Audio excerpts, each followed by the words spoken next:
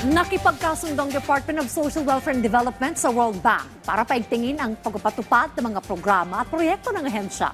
Yan ang ulat ni Noel Talakay. Aminado ang Barangay Bagong Pag-asa, Quezon City na may mga batang malnourished sa kanilang barangay. Kaya naman puspusan ang pagsasagawa nila ng feeding program. Meron po kaming malnourished, 70 ang naitala natin ngayon. Compared last year is 100 plus.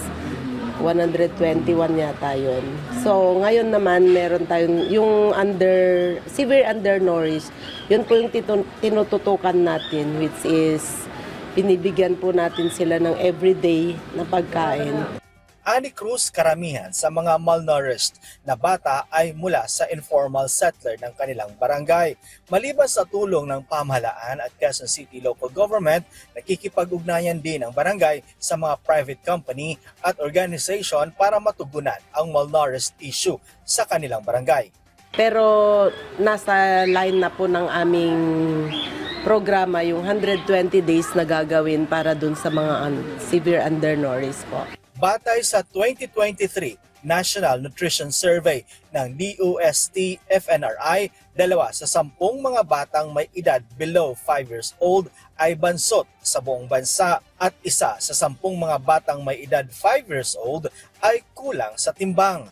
Ang pangangalaga sa kalusugan para sa mga bata ay isa sa mga tinutugunan ng Department of Social Welfare and Development o DSWD at ang isa sa kanilang mga programa para dito ay ang Convergent Nutrition Effort for Our Children's Tomorrow o CONNECT project na mapupunduhan ng World Bank.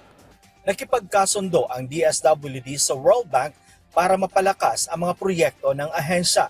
At ang isa sa kanilang mga major program na makikinabang nito ay ang CONNECT project.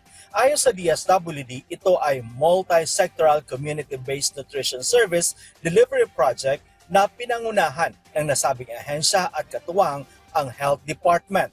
Dito, meron tayong mga nutrition-sensitive interventions, kagaya nga ng mga childhood care and development and water sanitation and hygiene sub-projects sa ilalim ng KALAHI-SIDS o yung Kapit Bisig Laban sa Kahirapan Comprehensive and Integrated Delivery of Social Services Program.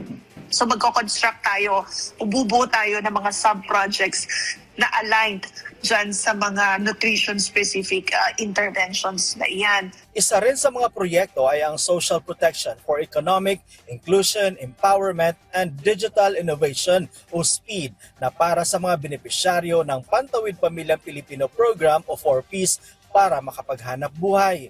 Apart from the aftercare interventions, and economic inclusion activities for the 4Ps, meron din iyang digital innovation. Kasi batid ng DSWD na we have to strengthen also yung ating digitalization efforts to improve on the implementation of our social protection systems. Ayon kay Dumlao, maraming mga nakapilang mga proyekto ng DSWD na matutulungan ng World Bank na tiyak na magpapalakas sa social protection services ng ahensya. Noel Talakay para sa Pambansang TV sa Bagong Pilipinas.